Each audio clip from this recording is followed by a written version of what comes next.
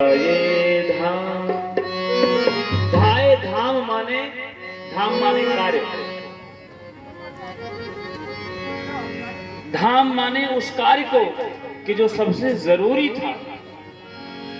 जैसे व्यक्ति को भगवान के चरणों की, भगवान के धाम की, भगवान की कथा की एक लालसा होती है, वो धाम एक वैकुंठ धाम है। एक यही धाम हो गया आपके क्षेत्र में।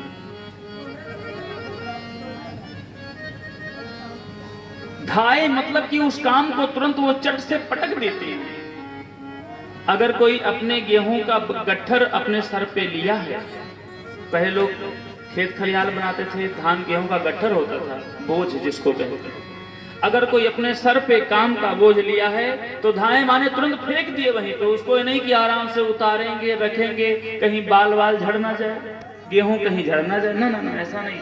तुरंत उस बोझ को फेंक दिए उठा करके। धाये धाम, काम सब त्यागी, सारे काम को छोड़ करके भगवान का दर्शन करने के लिए सब आती गोपियां महाराज। इसको कहते हैं धाये धाम।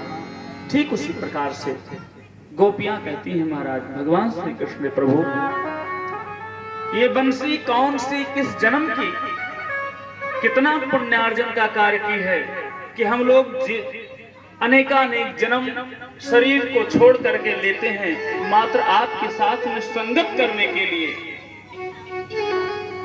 और उसके बाद भी आप हम लोग को छोड़ करके चले जाते हैं। और ये बंसी मेरी शौतन, बंसी से गोपियां बहुत जलन करती हैं, उनको दुख होता है कि बंसी किस जन्म का पुण्यार्जन का कार्य की है कि जो आपके पास हमेशा, अगर आप नहीं बजा रहे हैं तो कमर पे और बजा रहे हैं तो अपने अधर पे, ओठ पे रहती है।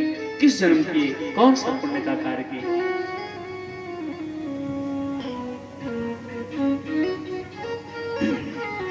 भगवान का दर्शन करने के लिए ठाकुर जी साक्षात विराज हैं। भगवान की कथा वाणी को सुनने के लिए लोग यहाँ पे एकत्रित नहीं हो रहे हैं। क्यों? ऐसा नहीं है कि उनके पास समय नहीं है, सब कुछ है। विश्वास आप ये माने कि भगवान श्री शिव कहते हैं, शिव महापुराण में बड़ी कटु वचन है गुरुजी,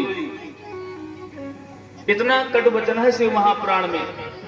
भगवान शिव कहते हैं कि भगवान के कथा में जो आते हैं, मेरे राम के कथा में, शिव के कथा में, कृष्ण के कथा में, वो कौन है, और जो भगवान के कथा में नहीं आते वो कौन है? कहते हैं महाराज जो भगवान की कथा में आते हैं वो महाभाग्यवान है, महाभागवत स्वयं वो है। जो भागवत कथा हो रही है, यही बात रामचरितमानस में कहा गया है। क्या? श्रोता वक्ता ज्ञान निधि। श्रोता और वक्ता दोनों बड़े ज्ञानवान होते हैं। कथा राम के गुण, श्रोता वक्ता ज्ञान निधि। निधि माने हीरा पन्ना पोखराज नील मणि माणिक रत्न सोना चांदी, ये सब मिला करके एक निधि, जिसको कहते हैं परम धन। परम धन पा जाना, वो निधिवान हो गया। इनके ऊपर आती है निधियों में अष्ट सिद्धि नौ निधि के दाता। अष्ट सिद्धि नौ निधि के दाता। असबर दीन जानकी माता। हीरा पन्ना पोखराज नीलम मणि माणि रत्न, इतना बड़ा आपको शोहरतमान बना करके भगवान जो परम धन देते हैं, उसके ऊपर महापरम धन की प्राप्ति होती है, जो निधियां आपके ऊपर कृपा के रूप में प्राप्त होती हैं। ये तो धन है, परम धन है, और उसके ऊपर क्या है? महापरम धन। सुखदेव जी के सामने लगा है नाम के संबोधन, जैसे विधायक के सामने आदरणीय विधायक जी, माननीय विधायक जी और माननीय। सुखदेव जी ऐसे